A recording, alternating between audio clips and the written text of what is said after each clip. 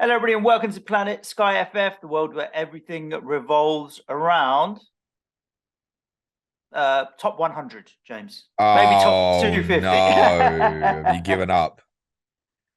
No, I haven't given up, but I do think that winning that entire thing is going to be particularly difficult. Not because I forgot to my make a position transfer is on Monday particularly night. I mean that's not the deal breaker in this one per se.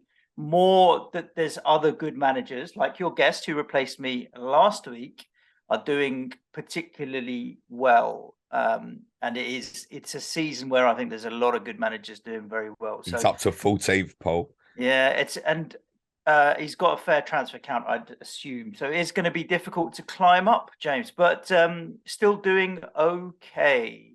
I just seen his other Um, team's 36th as well. He is right in the running. yeah, tell me about it. I mean, there's a long way to go, right? There's a lot of doubles. I've still got plenty of transfers left, but doing okay. How about yourself? Meh. Do you know what I mean? Same old, same old. This was always going to be a particularly difficult week for me to navigate with less transfers than most. It was the case for me to go up to 5 this week. I have only ended up making 2, which means effective only 1 change from where I was at this time last week. I gambled Nunes Monday night. It was the right one for me in the sense that it was a close call between him and Salah. And actually, having watched the game Monday night, like literally no regrets on that decision, by the way, because he easily could have got himself a nice little hole. But going Nunes rather than Salah opened up way more possibilities for last night. Should I have decided to want to go down that route, whereas Salah was going to restrict me more. That was on the basis of if I decided to keep either. And I wanted to work on the assumption that I may want to do so. So I decided to go with Nunes. Obviously, like you've given up on first. I've given up on the top 100, right? So it's nothing against me to go I with haven't given something up on different first anyway. yet. I haven't given up on first yet. I just think All it's going to right, be very difficult. Very okay, difficult. fine. Well, I've given up on top 100, so good luck with that. Yeah. But I decided to move Nunes on last night, and I just bought Saka. I could have gone plenty more. I've got 4.4 in the bank. But with my lack of transfer count, I decided the best thing for me to do was to keep Rashford and Trippier, particularly, um, because I'm almost definitely going to want to get them back and need to get them back later on. Plus, conclusion that I want to captain Rashford on Sunday rather than Harry Kane as well. So I decided to keep those two, whereas I could have moved them on comfortably and gone Gabriel and another Arsenal player, for example. So decided not to do that route. So I had 4 Arsenal and 3 City going into last night. I'm near enough basically exactly where I was at overhaul, right? It was the whole diving into Man City hard killed me and not having any Newcastle for a long period. And I think the diving into City might have bit you on Sunday. Kind of, not quite. So, yeah, I obviously had triple Newcastle sitting in my team, and once they'd played on the Saturday, it was time to come off. Um, I started the week at like 960 something. At the end of the weekend, um, I dropped to no, I was still there, like 960 or something like that. Similar, like 80 points off the top 100, give or take, 85, I think it was. Um, I missed my transfer on Monday. I didn't buy Salah and captain him for Harry Kane, which it's definitely a mistake. It's cost me 22 odd points in captaincy, but then I didn't use a transfer. Um, and I dropped to 1400 at the end of the Liverpool Everton game, having had no players and no captain in that game. I would have captained Salah and bought him for Harry Kane, so that's clearly straight 22 points. But I did make 3 transfers on the Sunday. You and I were just having a bit of a debate. You were trying to persuade me to go into Arsenal more heavily. And that would have been last night as opposed to on the Sunday. I decided to sell Pope and Trippier and Botman. And the more I looked at it, I looked at City's fixtures and I look at it and I'm like, Villa, Forest, Bournemouth as 3 of the next 4. There's got to be 2 clean sheets in there. I really felt there was going to be 2 clean sheets in there. Particularly because of how feisty Pep was at the time. You can tell that City now that they've got that kind of fuck the world, we're gonna go out and beat everyone mentality. And I looked at Arsenal's fixtures, and it was City, and then there was Villa away and Leicester away, and they're both away fixtures. And Leicester have suddenly become a bit more free scoring. I only saw one clean sheet in Arsenal, two possibly in Man City, and then I can move to Arsenal on the Everton game on Wednesday the 1st anyway, having got 4 games of City versus 3 of Arsenal. And the Forest and Bournemouth games for City seemed better for me. They were close against Villa, like look, 1 goal against Villa, right? They could have easily kept a clean sheet in that game had they not been sloppy. How many times have we said that about City over the years, though? Yeah, One sloppy moment. And look, Arsenal conceded 3 yesterday. So the irony, but the problem being, Edison was a straightforward, obviously. Edison's Edison. Then it's like, who do you go for the centre backs? And looking at, I couldn't do anything other than look at who's been playing the majority of the games. Ake and Akanji. Who fucking gets dropped on Sunday? Ake and Akanji. The irony being, one of them came on at half time, and the other both have come. Akanji's come on in both games. Ake came on in one and started the other, and they didn't keep a clean sheet in either of the 2 anyway. So there might be a passing tier or something I've missed out on. Nothing major. So it hasn't come back to bite me. Also, I haven't seen the upside of any clean sheets, which I was only expecting against Villa, to be honest with you. I didn't think they'd keep a clean sheet against Arsenal. But in both games, they've only conceded 1 goal. It could easily have gone the other way. And I've got them set up there for Nottingham Forest and Bournemouth. But if I'm in, I think Ake will. Akanji will see. But he brought Akanji on for a specific tactical shift yesterday. It depends whether he wants to go stick with 3 at the back or whatever his random Pep formation is going to be. But I can easily come off. My plan is if Akanji doesn't play on Saturday, I can easily come off him on the Sunday. There's plenty of places I can go, and I'd be coming off him after. To be confirmed. I haven't thought about it yet. I might consider a Leicester player, like a Maddison, just because no one else is going to be. Maddison's gone for a scan. Oh, has he? Yeah. Fair play. Doesn't mean he's injured, but he's having a scan because this problem is lingering, unfortunately.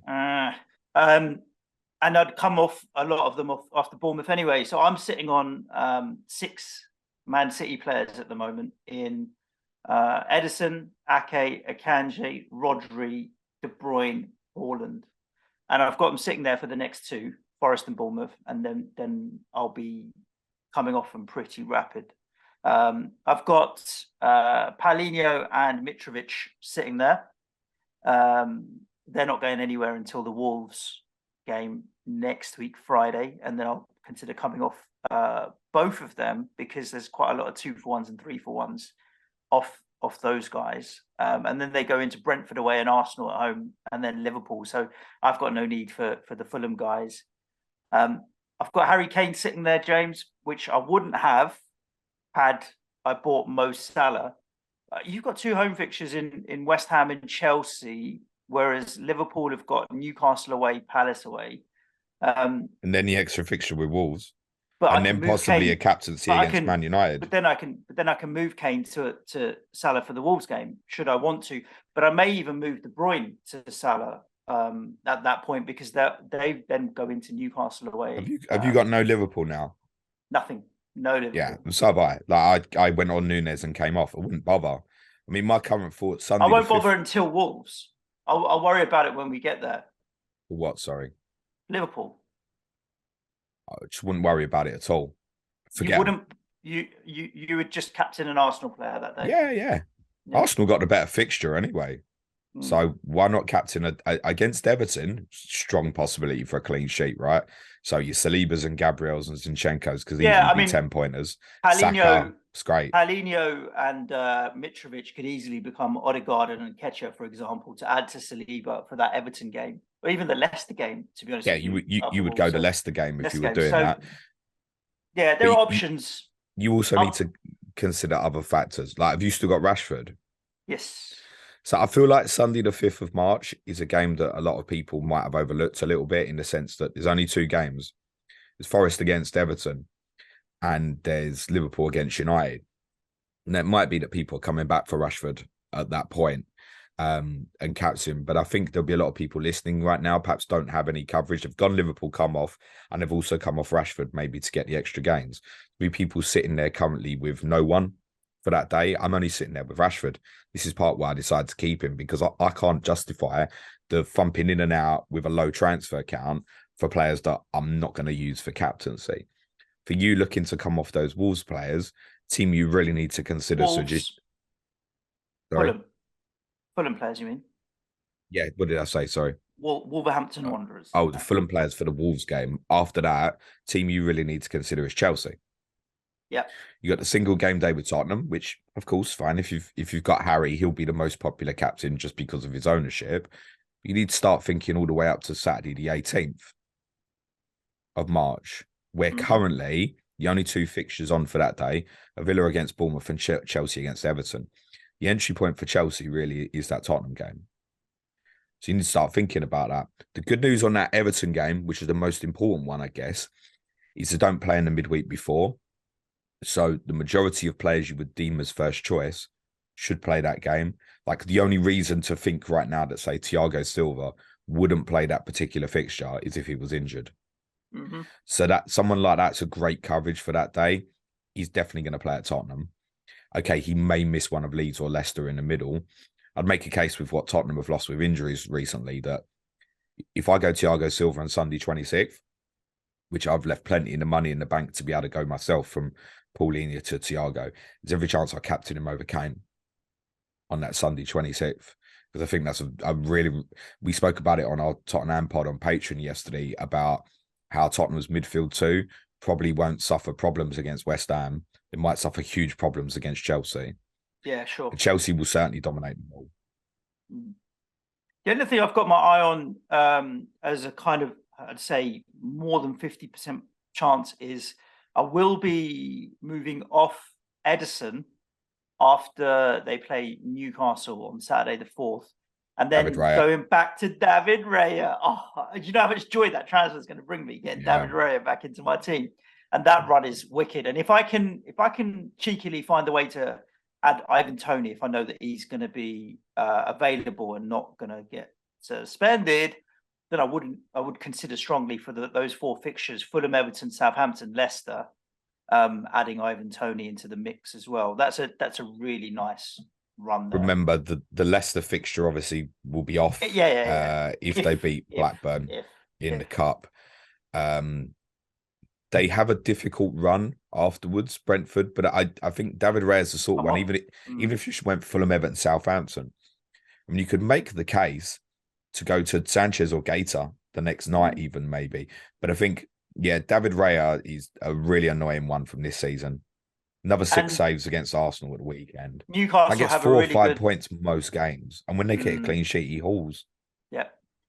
Newcastle have a really nice entry point on Sunday the 12th as well. So if I want to go back to Trippier and if I needed to add any other Newcastle, then that'll be the day. I haven't really got anyone other than Trippier earmarked for that, to be honest with you. If I've got David Raya at that point, Pope's a non-option. And I don't think I'm going to want Almiron or any of the other attackers. And I don't think I'm going to add a second defender. It might just be Trippier for me there. Yeah, the ones for me looking up to as far as we know, which is the FA Cup quarter-final weekend currently. I mean, we know at least Newcastle will play the Friday that weekend. Chelsea will play the Saturday and Arsenal will play the Sunday. And there's a good chance that, I mean, we're going to have at least one more on the Saturday. So, but Wolves Leeds probably won't influence our captaincy opinion. Liverpool v Fulham. Yeah, I suppose if you've got a Salah going into that, for example, there's every chance you would captain him over a Chelsea player. The Arsenal one is probably still going to be Arsenal with Brighton United playing each other. So the only ones on my radar right now is, I think, Paulinho to Thiago Silva when Chelsea play Tottenham Sunday 26th of February. And of course, we've got the 2 extra single game days now for Southampton-Brentford, Wednesday the 15th, and Brighton versus Palace, Thursday 16th. So exactly what you said. I think for me, Edison to Raya, Monday the 6th, when Brentford play Fulham. And of course, if I've sold Paulinho, I've got nothing at that point. Then that's going to be 2 captaincies for Raya against Fulham and Southampton. And then it's just a case of what I do with Brighton. Lewis Dunk would be the favoured choice for me at the moment. Brighton, of course, remember, are going to have more fixtures than anybody else left from that point of that night against Palace. So, I mean, Lewis Dunk had well over 100 passes again at the weekend against Crystal Palace. That's the favoured one. But there's good enablers there as well. McAllister, Mitoma, March scored again at the weekend. Maybe Evan Ferguson will get a run in up front. Sanchez in goal is reasonable as long as he remembers not to stick oil on his gloves when he's trying to catch crosses. But yeah, the plan for me would be Dunk 16th. So I'm probably only looking at sort of 3 more between now and the FA Cup quarter-final weekend, I think, which would leave me on 15 for the kind of remaining 10 match weeks. So I've got to get through this period where I know there's a lot of Arsenal ownership. There's still a lot of City ownership.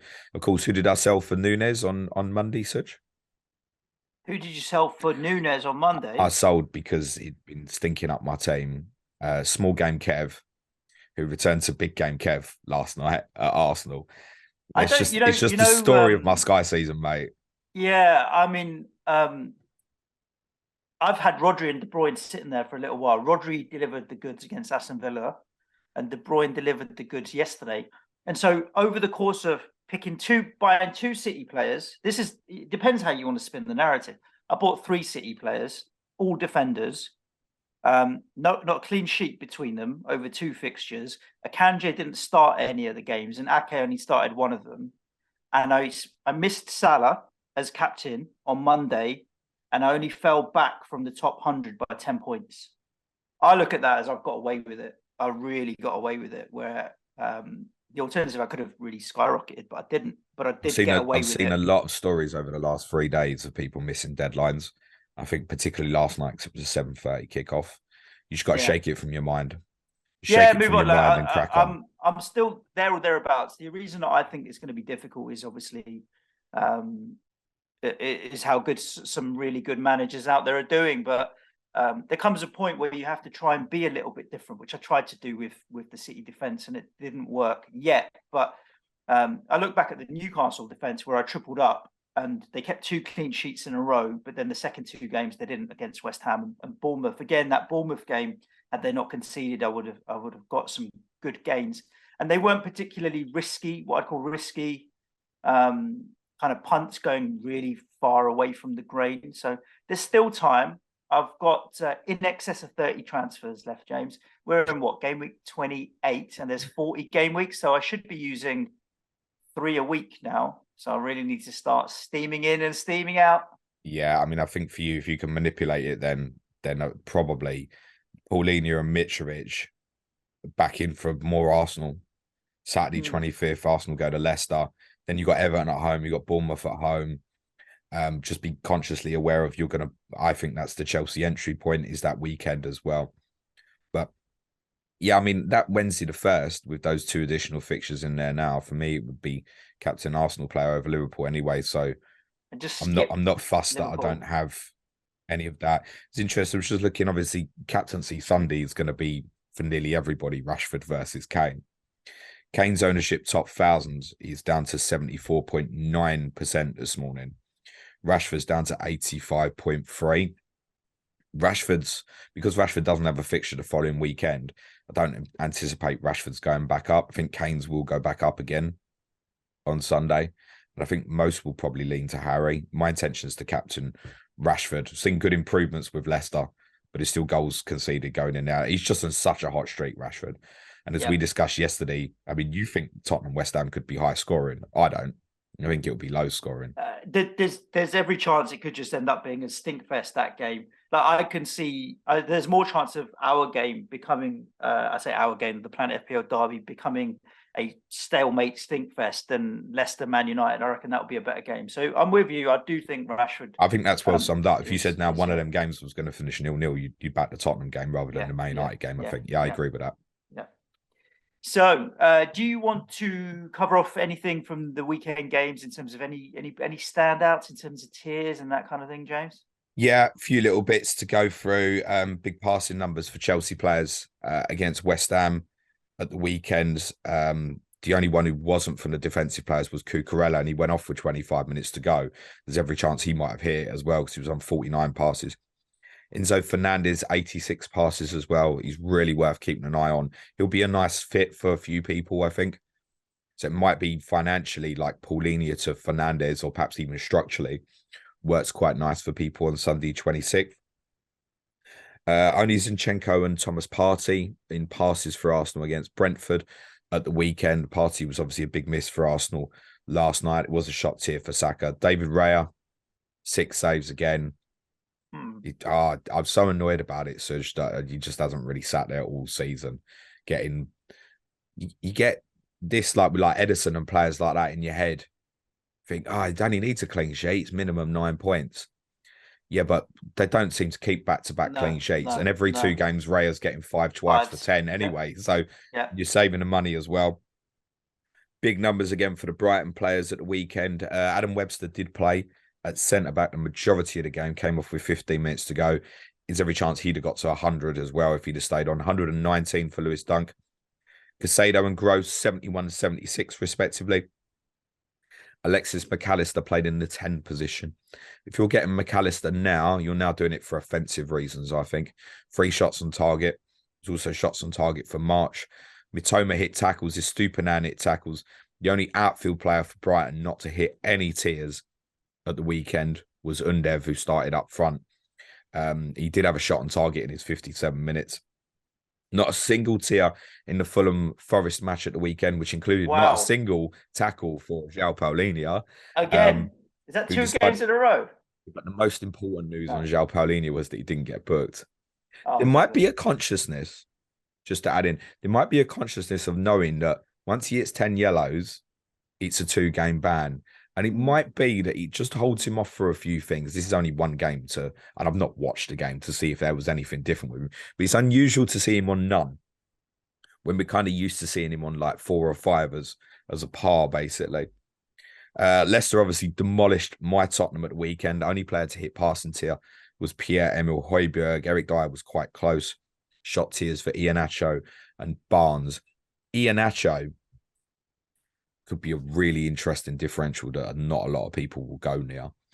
And I wonder if those who still kept saying Nunes might land on Sunday with a position where they've got, say, Nunes, Haaland, Kane, and think, want to move this, you know. Now, it wouldn't necessarily make logical sense, I don't think, to move that from Nunes to Iheanacho. But I'll tell you what, that's a differential that not a lot of people will go near. He was very good for us in Sky a few years ago. They kept having single game days at the end of the season, didn't they? And he kept scoring. If he plays, he'll score goals. We covered this a lot on Monday's pod. Fascinating line from Southampton Wolves at the weekend, which is a bit irrelevant since Nathan Jones has been sacked. I read a report this morning that Nathan Jones has cost Southampton £8.5 million over the last 2 months. They've paid out his contract in full. They paid Luton. They paid out Luton $4 million to get him out of Luton as well in terms of compensation. Yeah, he's cost them a bomb, mate. Ruben Neves, 70 passes, which is just under the number of Southampton's midfield 3 combined. That's despite the fact Wolves played obviously over a half with 10 men. Wolves are really improving. And I guess there's a case to say, particularly if maybe you've suddenly walked into an injury issue, although I'm struggling to think of who at this moment, to go into them this Saturday, Bournemouth at home and then Fulham away. There's a lot of people will be asking and thinking, I've got no coverage for Fulham Wolves, and I want to go Wolves plan now because I've got the extra fixture with Liverpool. They'll cover me the Newcastle game, maybe. The Leeds game could go ahead. There's extra fixtures possibly for Wolves. There's a case to say if you want to get the extra Wolves, there's a case to say to do it Saturday rather than next Friday, because Bournemouth at home is obviously a very good fixture this week.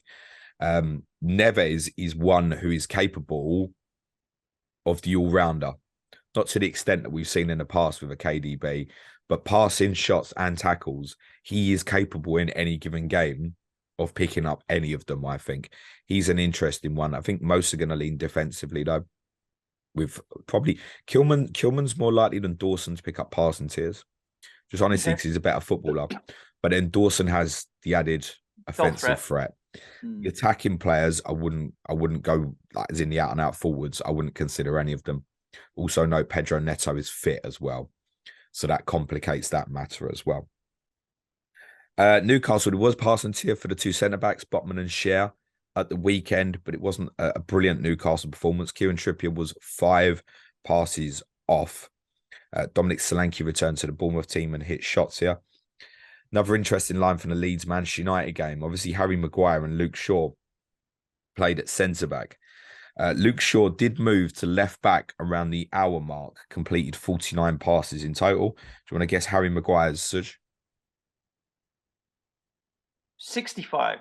107. What? Yeah, Leeds kept letting him have the ball and let him fuck up his distribution. So whenever he went short, there was no pressure on the ball and he was fine. But whenever they let him kind of walk out and wander, he had a real period at the start of the second half. He kept giving the ball away, Suj. 107. Also, a couple of big ones on tackles in this game as well. Luke Ayling with 8. Sabitzer 5. Fred 10. I'm not sure if anyone else has hit double figures for tackles in a game this season. That's phenomenal to hit 10 tackles. City passes at the weekend against Villa. Laporte back in tier 2 naturally. Kyle Walker just hit it. Bernardo Silva and Rodri hit it in midfield for long periods. Diaz would have hit it as well, right? Had he not got subbed at half time. 43 at half time. Yeah, but I mean, he wouldn't have been in. I don't suppose Laporte and Diaz are in hardly any teams. Considering you wouldn't have seen the City team at the weekend. Villa, even in the second half, and I know they got a goal and got back into it briefly, and they gave City a little bit of a fright in the last 10 minutes or so. But for the majority of the second half, Villa reverted into a back 6 shape without the ball and let City stroll around with it. And that's why Rodri and obviously particularly Bernardo Silva got so high. Gomez and Matip hit passing tier against Everton at the weekend. Salah hit shots here. I'm not quite sure how Darwin Núñez didn't. Trent also with passing and tackles obviously didn't get the assist. Didn't get it in FPL either. No, I can't explain that either for you. And last night, interestingly, the only 2 players to hit passing tier were Arsenal centre-backs. Gabriel 65 and Saliba 75. Manchester City's highest for passes last night was Rodri with 32. And that's as lowest as you can ever expect to see Rodri for passes. That's crazy in a game of football. Yeah. Yeah, they gave up a lot of the ball. Arsenal had more of it from that perspective. City went direct quite a lot last night for City standards. 8% of their balls were played direct. Now, that might not sound like a lot, but if you just imagine that it essentially means that sort of roundabouts every 11th pass for Man City, they played over a longer distance. Just not normal for them. They were trying to get Haaland in behind a lot quicker last night. Haaland himself finally got over this hoodoo of having not scored in a big away game this season. He has now. Did hit shots here as well last night.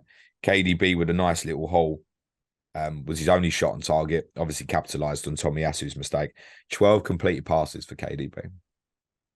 It's just mad seeing that sort of number for so many of the City players. But they got the result. Jorginho, 58 for Arsenal, was just off passing tier. Zinchenko at left-back, 48. The Arsenal numbers were better from passing tiers. And they will in the majority of these games coming up. Villa, as I just mentioned, there will be times on Saturday lunchtime where they'll retreat into a back 6. Leicester are at their best when they counter-attack. Everton and Bournemouth can't dominate Arsenal. Fulham game, you'll probably get a big match against Palace Sunday 19th. They have a lot more of the ball. So if you have gambled and gone sort of blanket Arsenal defence, I think it's still coming for you, by the way. There'll be returns over this period, over the next month or so, where they've got, 6 fixtures, and there's plenty of others have not got anywhere near that. Yeah. Let's cover off Captaincy, James, for next week. I mean, there's only 2 days now before we're going to be recording again anyway. Is there even a discussion on Saturday, Haaland again? Oh, yeah, there is, I guess, because Forest's home record's been very good. And you'd have to say that Haaland went off at half-time last week. They've got Champions League next week. It's worth saying it's not till the Wednesday. But yes, my intention would be just to go with him at the weekend. I don't think the alternatives at the weekend are anything to overly write home about. Like, best alternative arguably would maybe be an Arsenal defensive one at Villa, maybe. Thiago Silva, if you fancy him for a clean sheet, or Chelsea play against Southampton is the one that's kind of real alternative. Newcastle against Liverpool's off-putting to gamble against City. The defensive guys I wouldn't have any faith in any City defensive asset I own that they would definitely play on Saturday. He might completely change it up again, especially by his very interesting interview after the game last night, where he completely blamed himself, in fairness, for Man City's first half last night. He said, I set up tactically different, basically played Bernardo at left back, all out and out, far more than he did on Sunday against Villa. And he blamed himself. He said that he hated his own tactics, which was really interesting. So yeah, Haaland Saturday, I think, as I always say with him, it's about picking your battles. And I think last night was one where you could make the case to pick your battle. Saturday, as long as you think he starts, he's not one. And with 4 days to Leipzig, I'd imagine he'll start. Yeah. And on the Sunday, obviously Kane and Rashford are the two highly owned players. You're going Rashford. I'm still sitting on the fence, but I'm probably going to go Rashford, mate.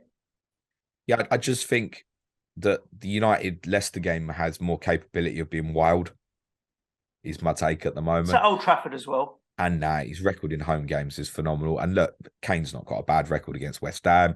Historically got a good record in London derbies.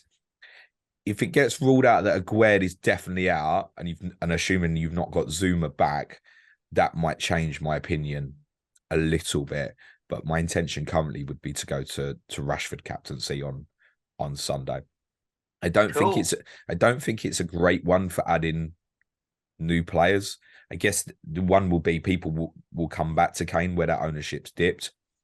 West Ham, despite not a bad fixture run, doesn't overly appeal.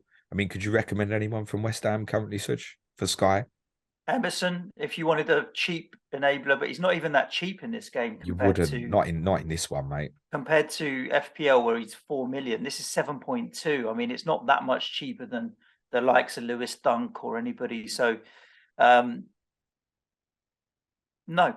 It's the honest answer. He's one of them where, and it's not meant disrespectfully in any way, it's just West Ham players for tiering in Sky is not great. Obviously, Declan Rice can be a bit of an all-rounder from a passing and tackling perspective. I'm trying to think, if every player I had got injured on Saturday, would I buy any West Ham players on Sunday? Probably still not, because it's just not great for tiering. You could maybe consider Flappy in goal, for example, as well. But I'd more rather probably take a gamble on Leicester assets, actually. Agreed.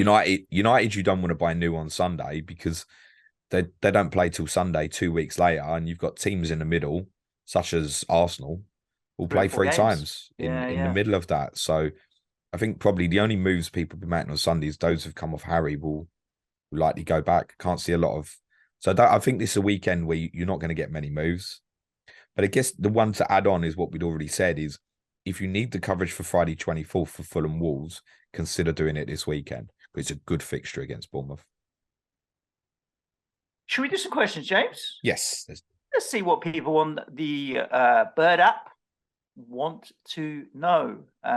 Nathan Jacobson. Are Arsenal finished? Let's hope so. I still want them to win the league, but not even. I think in a way it might suit them a little bit now to be chasing rather than having that big lead. Where it's like, when are they going to drop it? When are they going to drop it? But they're not, are they? If they draw at Villa, they go back top. Yeah. And then they're 1 point clear on same played. And that's going to feel terrible for Arsenal fans if that happens. And then City go to Forest and win. So it literally could be like that. Actually, Villa have shown already this season that in some of the bigger games, they can be a problem. Like, they give Liverpool a fright Boxing Day. They come and beat my team New Year's Day. City, it didn't help they conceded a goal so early. But they can be if you don't get the first goal against them, particularly early in a game, they can be a real struggle to play against. So, I mean, like, if I was to captain an Arsenal player in Sky at the weekend, it'd be a defensive one rather than one of the offensive ones, I think. So, yeah, let's hope that they're finished. From a Sky perspective, as already said, that if you've gone in heavy, the toughest game was last night. Don't stress. It's going to be some big returns, I think, for the Arsenal players over the next month or so. Cool. We have another question coming in from Michael Haaland. He's got a Kanji sitting in his team with 0. Michael Haaland? Yeah. Sure it's not Haaland? No, is it the brother? Haaland. Okay. He's got a Kanji, just like me. He's sitting with 0.2 million in the bank, and he can only move to a defender. I was thinking of going to Zinchenko on Saturday. I don't know if it's jump ship yet. Is it on Akanji? Like I'm looking at it thinking I could move to Lewis Dunk and just get it done on the Saturday and be done with it. Like chalk it up as a mistake made and move on with Yeah, my but life. even in that case, I don't think you do it till afterwards. Remember, Brighton don't play the following weekend, right? So I think you'd at least wait for the West Ham game. So I think in Akanji's case, and if it's similar, I think for the majority, if you're getting rid of City players, consider what we already said. This Sunday's a little awkward. So perhaps if you've got Kevin De Bruyne as an example and you're thinking of coming off, sure, Harry Kane if it works for you on Sunday. Otherwise, I think in all honesty, you're probably waiting for the following week. Yeah. So I would be beginning to explore in my mind, right, how am I going to Chelsea player? That's what I'd be looking to explore currently. And that might need another move before that to make that happen. Obviously, like a Kanji to Thiago Silva, for example, is not going to work. What price is Badiashile? It's got to be too much, isn't it? I imagine. Badiashile, He's I think 8.5. yeah, Was he got available? The questioner. 0.2, which means 8.2. So you're 8.2. He's restricted only to defender, isn't he? I mean, if you can manipulate it from a price perspective, maybe something else before with Fulham Wolves. Fernandez is 7.7. It's a good price in midfield. I realise that You doesn't had to pick a solve. defender. I realise that doesn't solve that problem. But if you want to, one way of manipulating it might be that you go for a Wolves defender tomorrow.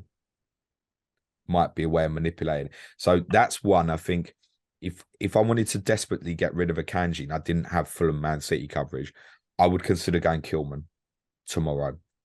And then no, there's at least a little bit of a gain for me where there's the captaincy, obviously, for Friday night, and you can move it back onto something either Saturday the 4th or even back into Brentford, for example, Wednesday the 15th, perhaps after they go to Newcastle, if the Leeds game doesn't happen. And of course, the other thing to say is you won't know at the point, but if obviously the Wolves Leeds game did go ahead on Saturday the 18th, that could cover a captaincy as well, where you wouldn't need Chelsea. So there's a small link between those two clubs as well. Harry, he's around the 10k mark with 30 transfers. Do I stand a chance of finishing in a prize spot? Or should I focus on manager of the month? Well, if the latter, you answer that. Yeah, 10k with 30 transfers, mates, were not really going to be top 4 or 5, I'm afraid. No, you're not gonna finish top 5, and I mean that with all due respect. I mean, look, nothing is impossible in a sense, but with that amount of transfers, if you really want to go for a top 5 now, I'd literally be stripping my team of every template player I have and going wild. You need every rogue captaincy to come in as well. You need every template player to fail, and you need all them differential captaincies to start coming in extremely quick. And I think as well, exactly what you said, Suj, there's a lot of extremely good and experienced Sky players who are doing very, very well this season. And that's also a little bit galling when you're trying to chase and you know, oh shit, Paul McNulty's got 2 teams in the top 50. He hasn't got much fewer transfers than me in your case. You think, how am I catching that? Yeah. The reality is, unfortunately, you're probably not. FPL breaking template. Game week 30, Friday night game, Fulham Wolves. Who to bring in and captain? Wolves play at Anfield the following Wednesday. Should we pick in a Wolves player? Kilman. Note, they also play before Fulham the following game week. So you're getting 3 for 1 on Wolves versus Fulham if you're going to bring someone in to captain them. I think Kilman, of the defensive ones, he's 8 million. He's probably worth paying more, I think, than Dawson 7.3, because I think saying the Bournemouth game, particularly this weekend, if you're going in, the passing tier could be there. He's unlikely to be there in the others, though. So I think if you're waiting for the Friday night and you're really gambling, you probably go Dawson at that point, just because there's more goal threat, essentially. I think he's got over 20 Premier League goals in his career, actually, Craig Dawson, which is not bad going at all for a centre-back. But I think Neves might be the one that just fits nicely for a lot of people. 7.9 in midfield. You know, he's on things like set pieces. There's every chance he could. I don't know who would be on pens for Wolves, to be totally honest with you, but there's a fair chance it's him. He's hit passing tier 2 in 2 of the last 4 games. Obviously got a goal himself against Liverpool, arriving into the penalty area, which is not something regularly that a Ruben Neves does. I think Neves is one that could be a little bit of an all-rounder, but in all honesty, the best captaincy for that night probably would still be Mitrovic, I think. Home fixture, capability. So it would still probably be Mitrovic for me. But the awkwardness with that is, from a Fulham perspective, we were all looking to sell after the Friday night because we know they don't play Brentford till the Monday following that. I mean, if you've got Mitrovic and you can go to, I don't know, similar price player like a Saliba or a Zinchenko on Saturday the 25th, then you should consider that sort of move. And because as well, when you land to Monday 6th, it's fairly obvious now with that extra Southampton fixture that the entry that night would be Brentford rather than Fulham. After Fulham play Brentford, got Arsenal, and then Liverpool or no fixture. So Monday the 6th, it's entry into Brentford, and favouritism at the moment for me would be with Raya rather than Tony. We said that the other week. Forget the fact he's on 8 yellows and the potential betting ban is there, which looks like nothing's going to happen till 2026 with that anyway. I exaggerate a little. But we said then Raya, and that's still the way for me. There'll be, what I'd say is there'd be people really happy with their goalkeepers. So people have got Kepa, as an example, are not going to want to move that, I don't think, particularly as you'll cover off captaincy for Saturday the 18th of March against Everton. So it's people with players like that will be looking at Tony as the right answer for Monday the 6th. One other name I'll chuck out there for Brentford, James, which I think is good value at 7.6. Benjamin Mee. He's got 100 points so far this season. Not very highly owned. Yeah, but that 100 points, Serge, it's 34 less than David Raya. And that's despite the fact he's obviously popped up, chipped in with a few goals. That's for people that have got Kepa and don't want to get Kepa. Don't want to get Raya. That's only an alternative if you don't want to get Raya and you're happy with your goalkeeper. Or if I had Kepa, go to Tony. If I had Kepa, I'd go to Tony. Still go. You'd go Tony. Yeah, I wouldn't consider Ben Mee. No. Just because Raya is so clearly the Brentford one defensively. Yeah. We've just answered Hornet's question, who's the best asset to go for, Brentford or Brighton, on that single game day, Raya or Tony? Well, Raya and then Tony. And Brighton, obviously, there's a number of assets there. It kind of depends on team structure, really, for that one. Depends what position you want to go for. But Brighton, you mentioned there, the weekend, everyone bar Undev getting tier points, all of them. And Hornet also asked, Trippier is best for Friday, Newcastle Friday night single captaincy asset. Sorry, say that again. Trippier best Newcastle Friday night single captaincy asset. Against Forest, what, Friday the 17th of March? Well, you're going back in on obviously on Sunday the 12th. And I think, yes, it would still be Trippier. Pope will be another alternative. But again, I think if a lot of us have gone Raya on the Monday before, you still got one more against Southampton afterwards. And the entry point for Newcastle is definitely the game before against Wolves. So a lot of people might miss out on Pope. I still think Trippier, look, it might be that someone like Alexander Isak really steps up between now and then. But I think plan-wise, it would be Trippier for most people. FPL hindsight, this is a quick, easy one, James. Is Bajcetic a serious way... I'm butchering his name. Bajcetic. Bajcetic. If you just say it quite quickly and put a few itches in, try it. A serious way into the Liverpool defence, and why is he classed as a defender? He's probably classed as a defender because before this season, no one had ever heard of him and didn't know who he was. It's possible. I don't know when he was priced up. I just wouldn't bother. No, is the honest answer. What? I really considered it on Monday night. I considered it because it wasn't beyond reason to think that there could be a passing tier because they were playing Everton. I mean, he only got 27. He's 6.5, and he's listed as a defender. And I considered it thinking, well, okay, no real expectation on passing tier, but for the value here, could I go there for a little bit? But my take on it was I didn't need the excess money. So I couldn't see a reason where, even if once I've gone Paulinho to Thiago Silva as part of my plan, that I'd be thinking, oh, yeah, having Bajcetic sitting there is going to be great from a value perspective. But I did consider it. rather than going one of the offensive players. But I think then it had to be a choice of, well, I'm maybe going in for one game. If I go with him, it's got to be a longer term vision. So no, I don't think so. There is a case to say that you could chain it off of, from a value perspective, Paulinho after Fulham Wolves, go in for him.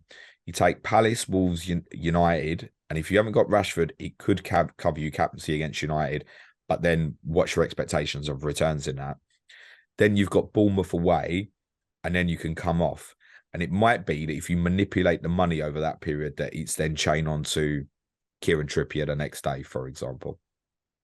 But generally speaking, it's probably a no. FPL fantasy football stupidly missed the Arsenal kickoff due to transferring 2 players yesterday. Luckily, the 2 players only scored 4 points. I was having a look to see who they could possibly be. Maybe Gabriel or Martinelli or Odegaard would be my inkling of who you were going to get.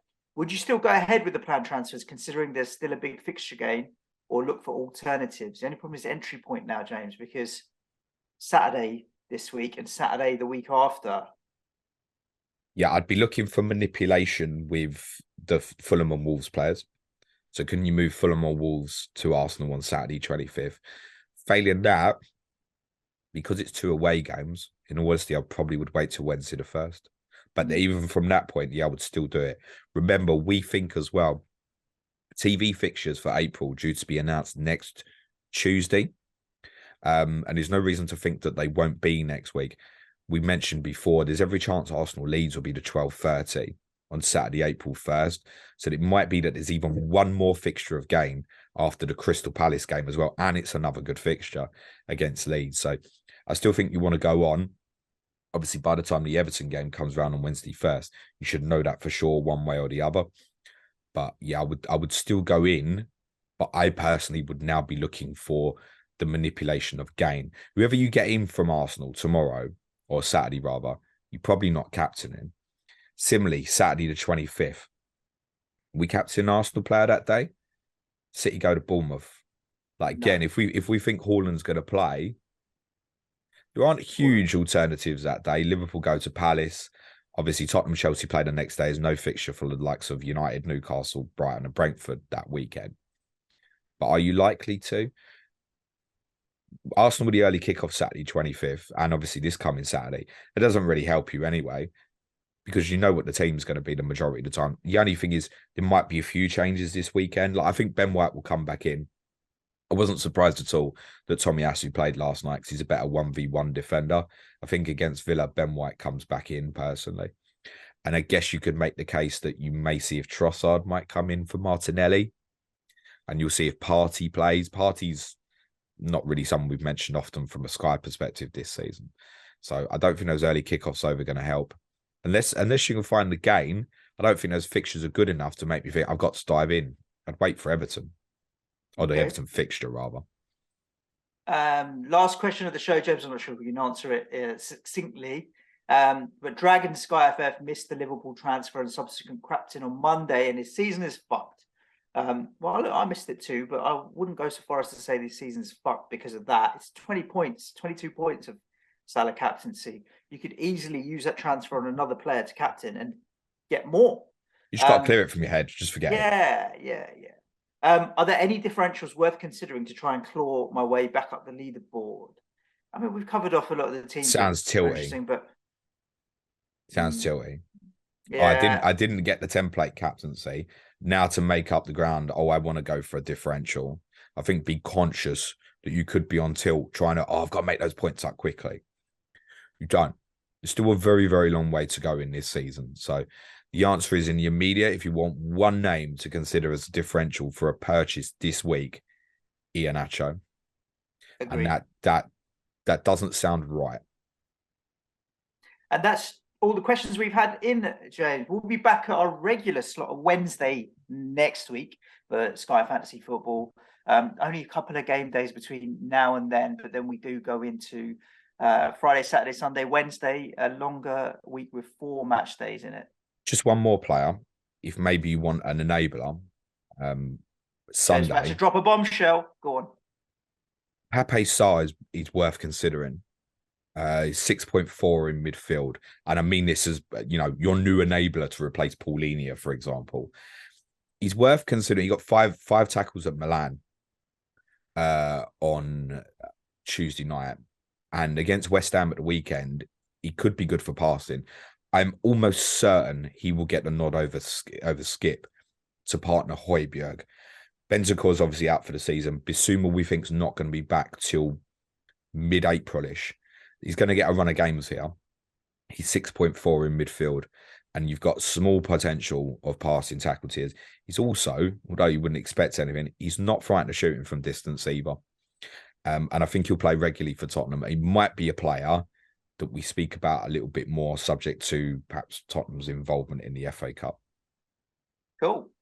Listeners, hope you enjoyed this episode. If you are a keen Sky player, we'd love to have you as part of our Patreon Slack channel and community over there as well. You get access to James's amazing Excel planning spreadsheet. You might have seen snippets of it in some of the Chip Talk videos and stuff that James and I have done as well. Just head over to patreon.com/Planet FPL. It's pretty straightforward, and we'd hope to have you over there. Other than that, though, good luck this weekend. Stay safe. Look after yourselves. Ciao for now. Thanks, everyone.